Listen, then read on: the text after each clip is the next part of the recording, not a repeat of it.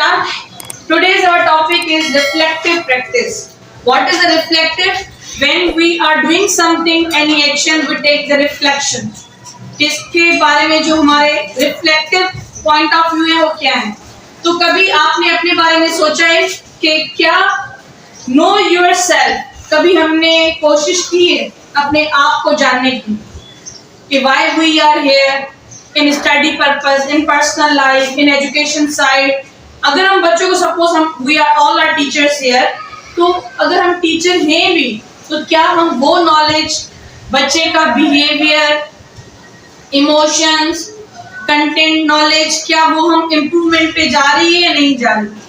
क्या हम कभी बैठे अपने साथ, लोगों के साथ तो हम बैठते रहते हैं, कभी अपने साथ भी बैठे एक रूम में या कंफर्ट जोन में जहां पर आपको पता चले कि हम अपने बारे में जानें.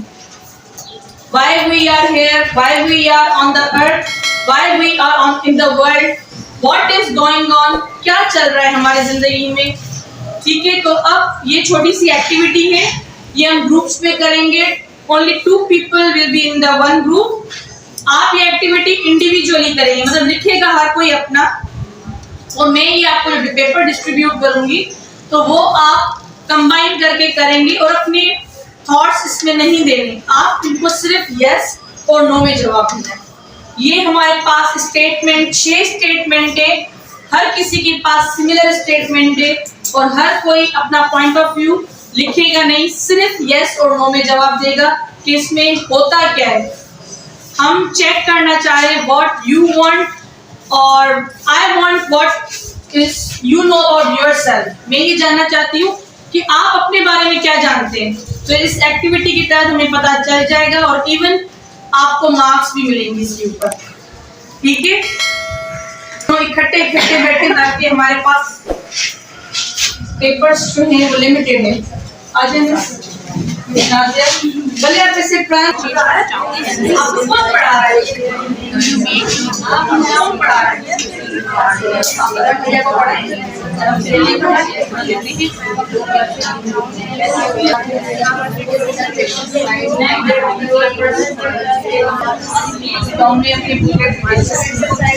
जिस चीज की आपको मीनिंग नहीं आ रही, you can use the net. मैं भी समझ में नहीं आ रहा, मैं जा रही थी कौन कौन से वो क्वेश्चन थे हमारे 2, 4, 6, 9 and 10. उनको हम दे रहे थे 2 पॉइंट ईच क्वेश्चन. जिनकी स्टेटमेंट नो पे जा रही थी 1, 3, 5, 7, 8, नो स्टेटमेंट में हम क्या दे रहे थे 2 पॉइंट्स. इस पे हमने क्या एनालाइज किया कि हमारा जो कंट्रोल है, जिसका हाई पॉइंट्स है, जिनकी हाईएस्ट कितनी पॉइंट्स है हमारे पास 20. Who is the 18? You both getting the 18. तो मिस आलिया के लिए क्लैपिंग करें और अपने लिए भी करें, कोई फेल नहीं होगा. ठीक है, तो हमने ये सीखा कि हमारा जो कंट्रोल है, अगर हमारे पास 10 क्वेश्चन है तो 10 कितने हुए 20. तो अगर किसी की 10 मार्क्स आई है, इसका मतलब है कि आपका कंट्रोल आपके पास है और 50% आपके पास है और 50% किसी और के पास है. कैसे, ये हम पढ़ेंगे आज. जो हमारा टॉपिक है locus of control. Anybody knows what about this term? Internal और एक्सटर्नल फीलिंग्स या इस तरह का कुछ होता है, उनको कैसे कंट्रोल करते हैं. This is the locus of control. हम उसको कहते हैं जिसमें हमें पता चलता है कि मेरा कंट्रोल किसी और के हाथ में है या मेरे अपने हाथ में है. वो आज हम देखेंगे कि क्या 2 टर्म्स है हमारी इसके अंदर. इसमें एक होता है बेटा इंटरनल, दूसरा होता है एक्सटर्नल. इंटरनल का मतलब होता है कि मेरा कंट्रोल, मैं खुद कंट्रोल कर सकती हूँ जो भी सिचुएशन हो.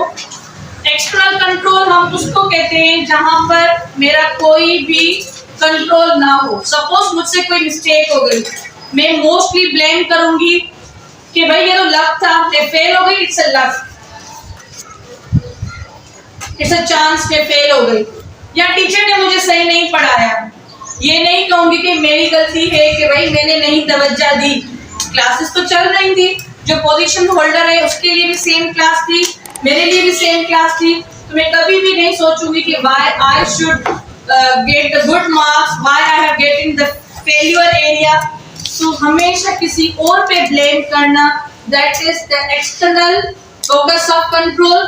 इंटरनल में ये है कि मैं खुद कंट्रोल भी करूं, रियलाइजेशन भी करूं और अपने ऊपर ही लूं कि हाँ कि ये चीज मैंने की है या मुझसे हो गई है। ठीक है, दोनों में फर्क आ गया। अब मुझे बताएं कि इसकी इंपॉर्टेंस क्या है। अगर मेरे पास इंटरनल लोटस है तो इसकी इंपॉर्टेंस क्या है, क्या क्या इसके इम्पैक्ट पड़ेंगे आपकी लाइफ में। यस, हमारे मिस्टेक्स, हमारे जो एरर्स होंगे वो हमें पता चल जाएंगे। यस, उनको देखते हुए फिर हम अपनी जो रूटीन है उसमें थोड़ी चेंजेस लेकर आएंगे, अपनी रूटीन में चेंजेस लेकर आएंगे और अपने बिहेवियर में चेंजेस लेकर आएंगे। हम डिप्रेशन का शिकार नहीं बनेंगे कि भाई मैंने जो झूठ बोला, वो नो डाउट जो झूठ बोलता है उसको कहीं ना कहीं अटकता है कि भाई मैंने ये झूठ बोला, और एक झूठ छुपाने के लिए हम क्या करते हैं 100,000 उसके हिस्ट्री मिलाते हैं, तब जाकर वो झूठ फिर भी नहीं छूटता, कहीं ना कहीं से गायब हो जाता है। तो ये होता है कि हमारे बिहेवियर में भी चेंजेस आ जाती हैं, बैड चेंजेस आती हैं। उसके बाद हम डिप्रेशन का शिकार हो जाते हैं। उसके बाद हम स्ट्रेस माहौल में काम नहीं कर सकते। तो जब हम किसी और के कंट्रोल में होते हैं, हमें लगता है कि भाई ये मेरा कसूर नहीं है, मैं किसी और पे लगा रही हूँ सारी चीजें। अगर ऑफिस में मुझसे कोई चीज खराब हो गई, सपोज अगर मैं आपको यहाँ पर एग्जांपल दूं, these both books are same. अगर आप देखें तो ये सेम ही है, दोनों ट्रेनिंग यूनिट्स के हमारे बुक्स हैं, पर ये खराब हो गया। बजट मैंने रिक्वेस्ट की अपने टॉप मैनेजमेंट को कि भाई मुझे दूसरा बुक दिया जाए या सॉफ्ट कॉपी दी जाए ताकि मैं अपनी ट्रेनिंग स्मूथली चला सकूं। तो उन्होंने क्या कहा कि हाँ हम आपको दूसरा भेज रहे हैं। बजाय जो मैं ये कहती कि भाई इंक नहीं मुझसे फट गई है, मुझसे गुम हो गई है, मैंने जो मेरे साथ सीन हुआ एज इट इज मैंने बयान किया कि भाई किसी बच्चे से इंक गिर गई है तो कुछ स्पॉट्स हैं, मैंने एविडेंस भी दिए कि हमारे जो ब्लैक स्पॉट है मुझे कुछ जाहिर नहीं हो रहा इनिशियल पेजेस में, पूरे बुक के ऊपर नहीं है, इनिशियल पेजेस पर है 72-75 तक। फिर मुझे अगर न्यू देना चाह रहे हैं आप लोग तो दे, अदरवाइज मैं खुद मैनेज कर लूँ। तो मेरे एक सच बोलने से उसी दिन में कॉरियर हुआ, सेकंड डे पे मेरे घर पे आ गया। बजाय जो मैं ये सोचूं या मैं झूठ बोलूं मुझसे गुम हो गया, टेयर अप हो गया, मैं क्यों मेहनत करूं, मुझे और मटेरियल दिया जाए ऑनलाइन या कुछ ऐसे, या मैं ट्रेनिंग्स ना लूं, सपोज मैं ब्लेम करूं मेरा ट्रेनिंग बुक खत्म खराब हो गया, तो किसी और पे ब्लेम लगाना तो हमारे लिए वो कौन सी एरिया में चला जाएगा, वो एक्सटर्नल।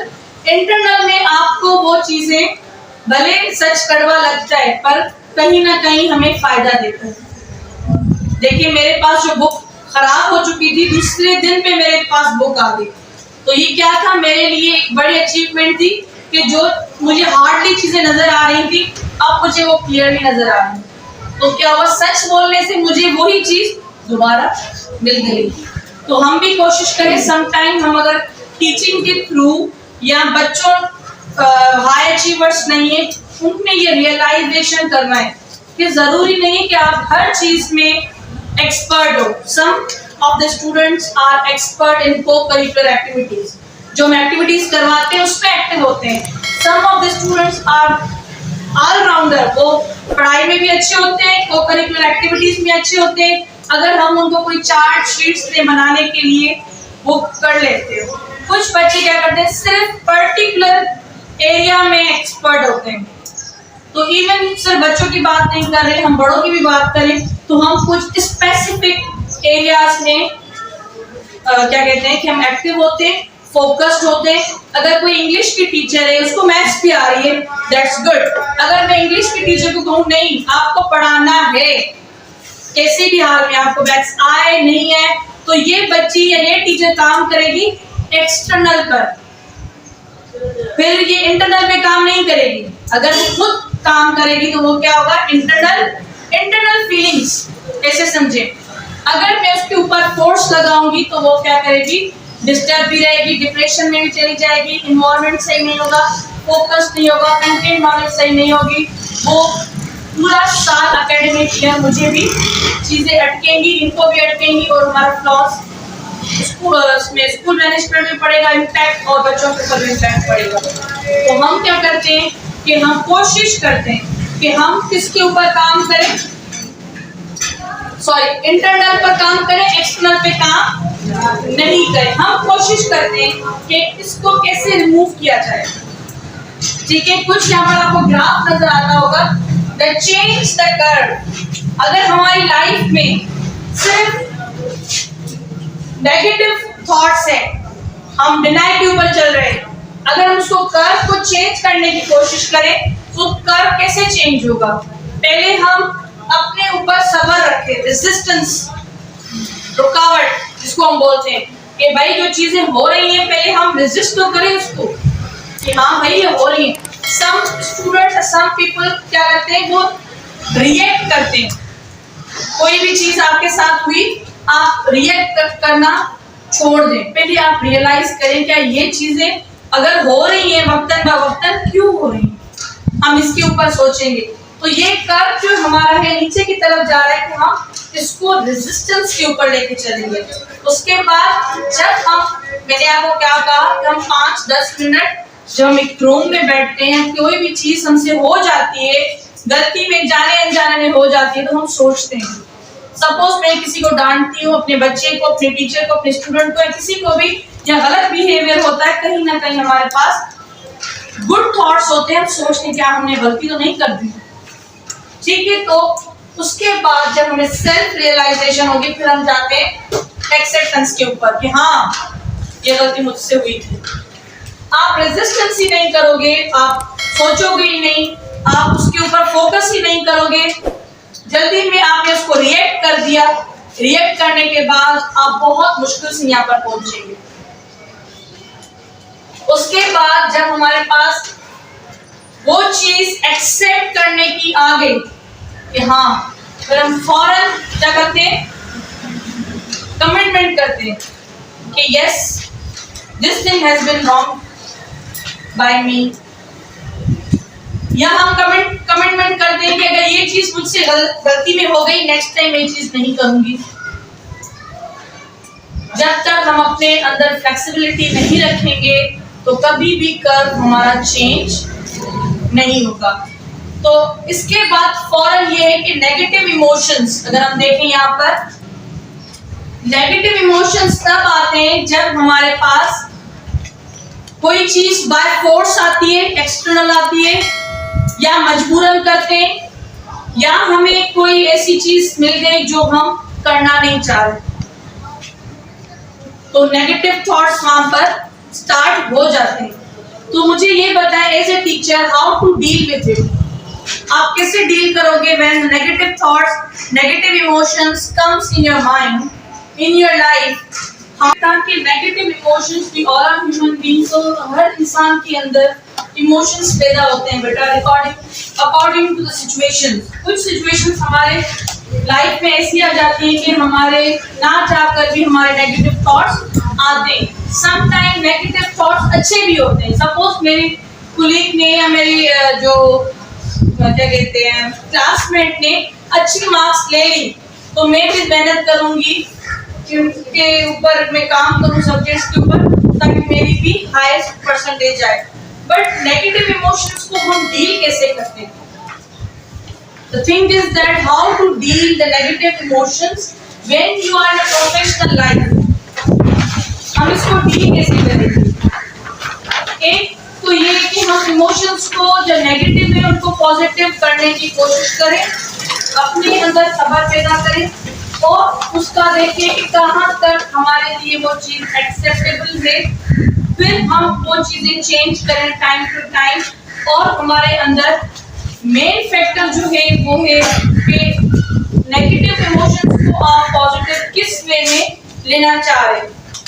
एक ऐसे लोग भी होते हैं जो एक्सटर्नल कंट्रोल के ऊपर होते हैं कि भाई हर किसी की स्टेटमेंट पर आप किसी और पे कहेंगे, ये ब्लेम लगाए कि भाई ये जो सिचुएशन हुई ये जो काम हुआ ये किसी और की वजह से हुआ। तो आज मैंने आपको जो दो कैटेगरी समझाई, इंटरनल लोकस कंट्रोल और एक्सटर्नल लोकस कंट्रोल के ऊपर हमने बात की। अगर मेरे पास इंटरनल में उनके क्या क्या फायदे हैं, एक तो मैं हाई अचीवर बन जाऊंगी। जब तक मैं खुद अपनी गलतियों को रियलाइज नहीं करूंगी, उसके ऊपर काम नहीं करूंगी, तब तक मैं हाई अचीवर नहीं बन पाऊंगी। Second, the more independent. This is the main factor. When we are going for any task we must be independent. अगर सपोज मुझे कोई सेफ की तरफ से ट्रेनिंग आ गई और मैं कहूँ फलानी टीचर चलेगी, तब मैं जाऊंगी, अदरवाइज मैं नहीं जाऊंगी। या फलानी चीज मुझे देंगे तो मैं जाऊंगी, अदरवाइज मैं नहीं जाऊंगी। तो पहले हम ये as a people, as a children, as a student अगर हम बात करें तो पहले तो अपने अंदर हम डिपेंडेंट किसी और के ऊपर ना रहें, हम इंडिपेंडेंट होने की कोशिश करें ताकि हम अपनी लाइफ जो स्मूथली गुजार सकें। अगर हम हर चीज रियलाइज करेंगे, अपनी गलतियां एक्सेप्ट करेंगे, तो जाहिर बात है माहौल में फर्क पड़ेगा, तो हमारी बेटर हेल्थ भी होगी, लेस डिप्रेशन होगा, ये गलती की है या हमने कोई चीज ऐसी चीज हमने एक्सेप्ट कर ली है, depression, but the less depression over there. Well perform in stressful condition. जहां पर हमें ज्यादा स्ट्रेस होगा वहां पर हम वेल परफॉर्म करेंगे। कैसे? इंटरनल ये कहता है कि भाई अगर मेरे अंदर कंट्रोल मेरे हाथ में है तो वो चीज मैं स्ट्रेस के होते हुए भी कर लूंगी। अगर मेरा कंट्रोल किसी और के हाथ में है, वो मुझे बोले, वो मुझे कहे, तब जाकर मैं वो चीज परफॉर्म करूंगी, तब आप नहीं कर पाएंगे ये चीजें परफॉर्म। जैसे मैंने आपको बताया, एग्जाम्पल दिया कि गुड रिलेशनशिप तब बनते हैं जब आप अपना कंट्रोल अपने हाथ में हो, तो वो पॉजिटिव नेगेटिव इमोशंस को पॉजिटिव इमोशंस में लेकर आएंगे, और इंटरनल लोकस कंट्रोल आपके हाथ में होगा तो डायरेक्टली इनडायरेक्टली आपके रिलेशंस के ऊपर भी इम्पैक्ट पड़ेगा। एक्सटर्नल की बात करें हम, तो एक्सटर्नल हमेशा बिलीव करते हैं किसके ऊपर? लकली हम पास हो गए, लकली हम फेल हो गए, इट्स अ बैड लक। आज मेरा लकी बैड, सारी चीज किस्मत पे छोड़ देना। Only believe on the prayers. मैं पेपरों में क्या कहती हूँ, मेहनत ही ना करूँ और मैं कहती रहूँ कि भाई मैं पास हो जाऊंगी, मौजा हो जाए, ऐसे नहीं होता। अल्लाह के पास हर चीज चेक एंड बैलेंस है। हम मेहनत करेंगे तो हमें रिवॉर्ड्स में भी अच्छा मिलेगा। हम सोते सोते कहें कि हम पेपर पास करें, तो ये नहीं हो सकता। तो ऐसे लोग भी होते हैं जो only believe on the luck, only prayers भी हम करते हैं, but not only prayers. Okay, fact and chance. भाई ये तो कोई फैक्ट हो गया, अचानक से कोई चीज हो गई, चांस बाय चांस हम कहते हैं ये चीज।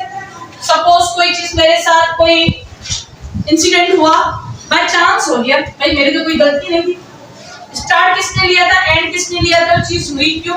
अगर हम बैठकर और फिक्र करें तो शायद हम बहुत इंटरनल में चले जाएंगे, सिर्फ एक्सटर्नल के ऊपर काम करेंगे कि लक था, ओनली प्रेयर्स थे, फैक्ट था, चांस था, तो ये लोग कामयाब बहुत कम होंगे।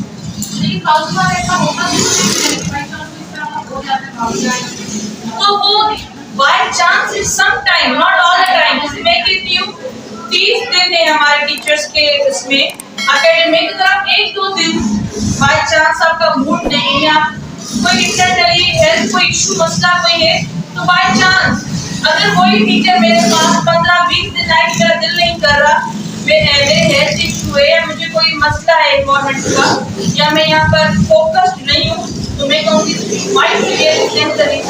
यहाँ वो टीचर काम करना नहीं चाह रहे, या टीचर का इंटरेस्ट खत्म हो गया। वो जो चेक इन बैलेंस करने वाले थे पूरा चल जाता है, once in a month, twice in a month, but not the more than 15 and 20 days। ठीक है, तो उस कंडीशंस देखते हैं वहां पर।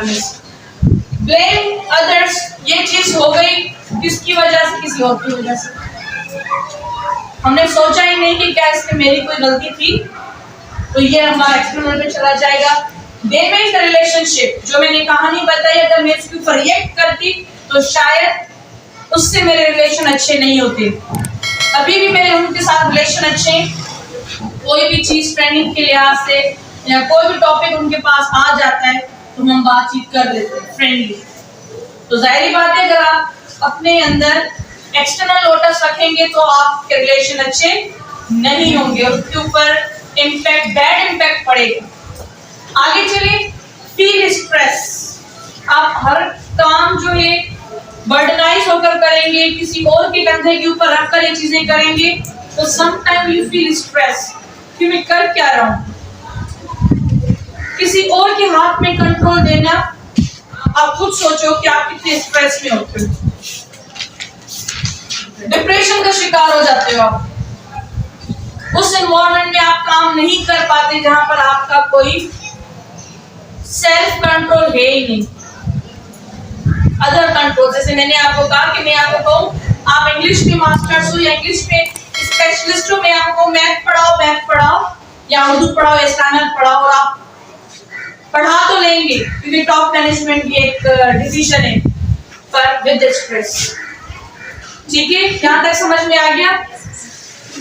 आज तक हमने ये know yourself, locus of control, negative emotions को डील कैसे करना चाहिए, ये हमने 3 चीजें सीख ली। सेल्फ एक्चुअलाइजेशन, कर्व चेंजिंग, ये भी हमने सीख लिया। अब मुझे बताएं कि what is not lesson plan but prepared and unprepared, इन दोनों डिफरेंशिएट